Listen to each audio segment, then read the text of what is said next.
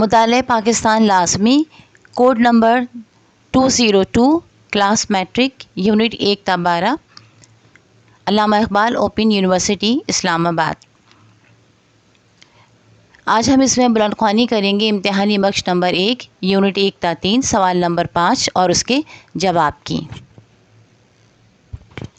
سوال نمبر 5، ہندوستان کے مسلمانوں کے لیے علی گڑھ تحریک کی خدمات تفصیلاً بیان کریں۔ جواب: پس منظر: برصغیر پاک و ہند میں 1857 کی ناکام جنگ آزادی اور سقوط دہلی کے بعد مسلمانوں کی فلاح و بہبود کے لیے کی جانے والی کوششوں کو علی گڑھ تحریک کہا جاتا ہے۔ جنگ آزادی میں مسلمانوں کی شرکت: اس جنگ میں سب سے زیادہ مسلمانوں نے حصہ لیا تھا۔ اس سے نقصان بھی سب سے زیادہ مسلمانوں کو اٹھانا پڑا۔ انگریزوں کا ماننا تھا کہ مسلمان ان کے سب سے بڑے دشمن ہیں۔ سر سید احمد خان کی شخصیت قدامت اور جدت دونوں کا امتزاج تھی۔ یہی وجہ ہے کہ ان کی شخصیت سے ایک ایسی تحریک پھوٹی جس سے ہندوستان کے مسلمانوں کو ایک جداگانہ حیثیت کا احساس دلایا۔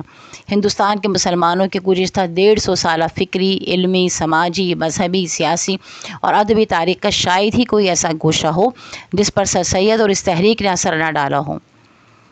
سائنٹیفک سوسائٹی کا قیام: یہ کہا جائے تو غلط نہ ہوگا کہ جنگ آزادی سے قبل ہی سر سید نے مسلمانوں کی فلاح و بہبود کے لیے کام شروع کر دیا تھا۔ اس سلسلے کی پہلی کڑی سائنٹیفک سوسائٹی کا قیام تھا۔ علی گڑھ تحریک کا باقاعدہ آغاز: سقوط دہلی کے بعد سر سید احمد خان نے قومی خدمات کو اپنا شعار بنا لیا۔ سر سید احمد خان قومی سوچ رکھتے تھے اور اپنی کسی بات سے ہندو مسلم اتحاد کو نقصان پہنچانا نہیں چاہتے تھے۔ اسی لیے انہوں نے ابتدا میں ایسے منصوبوں کی تکمیل کی جو مسلمانوں کے لیے مذہبی حیثیت نہیں رکھتے تھے۔ ورنکلر یونیورسٹی کی تجویز: ورنکلر یونیورسٹی کی تجویز پر ہندوؤں نے جس تعصب کا اظہار کیا اس نے سر سید کی سوچ کا زاویہ بدل دیا۔ اس واقعے کے بعد وہ صرف مسلمانوں کی ترقی اور فلاح بہبود کی طرف متوجہ ہو گئے۔ اس سلسلے میں کالج قائم کیا گیا اور مختلف رسالے نکالے گئے۔ رسالہ تہذیب الاخلاق کا اجرا: 1869 عیسوی میں سر سید کو انگلستان جانے کا موقع ملا۔ یہاں کے رسالے گارڈین اور اسپیکٹیٹر سے متاثر ہو کر سر سید نے ہندوستان کے مسلمانوں کی تہذیبی زندگی میں انقلاب لانے کے لیے رسالہ تہذیب الاخلاق جاری کیا۔ اس رسالے نے سر سید کے نظریات کی تبلیغ اور ان کے مقاصد کو پائے تکمیل تک پہنچانے میں اعلیٰ خدمات انجام دیں۔ رسالہ اسباب بغاوت ہند: سر سید انگریزوں کے دل سے مسلمانوں کی نفرت ختم کرنا چاہتے تھے۔ اس کے لیے انہوں نے رسالہ اسباب بغاوت ہند تحریر کیا۔ محمڈن اینگلو اورینٹل کالج کا قیام: 1857 عیسوی میں انجمن ترقی مسلمانان ہند نے علی گڑھ میں محمد اینگلو اورینٹل اسکول کی بنیاد رکھی۔ اس ادارے میں جدید اور مشرقی علوم کی تدریس کا بندوبست کیا گیا۔ 1877 میں اسے کالج کا درجہ دیا گیا جس کا افتتاح لارڈ لٹن نے کیا اور 1920 میں اسے علی گڑھ یونیورسٹی کا درجہ دیا گیا۔ علی گڑھ تحریک کے مقاصد: اردو ادب میں بہت سی تحریکیں آئیں لیکن علی گڑھ تحریک ان تمام تحریکوں میں ایک انفرادی شان رکھتی ہے۔ اس تحریک کو ایک مکمل ادبی تحریک نہیں کہا جا سکتا بلکہ یہ سر سید کی ادبی، سماجی، سیاسی اور مذہبی کاوشوں کی وجہ سے وجود میں آئی، اس لیے اس کو سر سید کے نام سے بھی موسوم کیا جاتا ہے۔ علی گڑھ تحریک کے 3 اہم مقاصد تھے۔ نمبر 1، سیاسی مفاہمت: ہندوؤں اور انگریزوں کے ساتھ سیاسی مفاہمت کر کے مسلمانوں کی بقا اور سربلندی کے لیے مثبت راستوں کا تعین تھا۔ نمبر 2، جدید تعلیم: مسلمانوں کو عربی اور فارسی کے ساتھ انگریزی تعلیم دینا تاکہ وہ سرکاری نوکری کے اہل ہو سکیں۔ نمبر 3، مذہبی اصلاح: سر سید نے اسلام کی ترویج اور تفہیم کو اس تحریک کی اساس قرار دیا۔ علی گڑھ تحریک کی خدمات: علی گڑھ تحریک ایک اہم تحریک تھی۔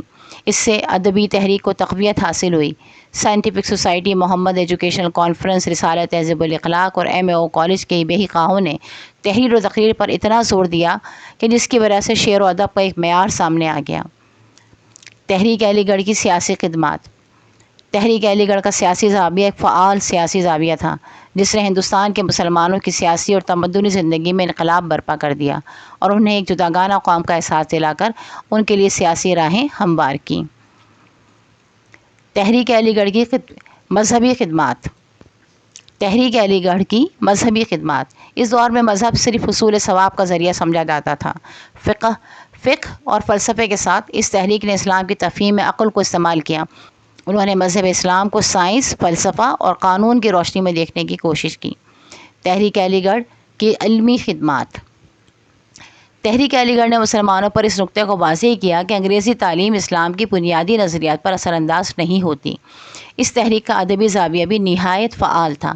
اس سے زبان و ادب میں وسعت پیدا ہوئی، نئے اسلوب سامنے آئے، ناول نگاری، نظم، ڈرامہ، تمثیل نگاری جیسی جہتوں پر کام ہوا، اور ان کے ذریعے ایک طرف لوگوں کی مذہبی اصلاح بھی کی گئی اور دوسری طرف تعلیم و تربیت بھی کی گئی۔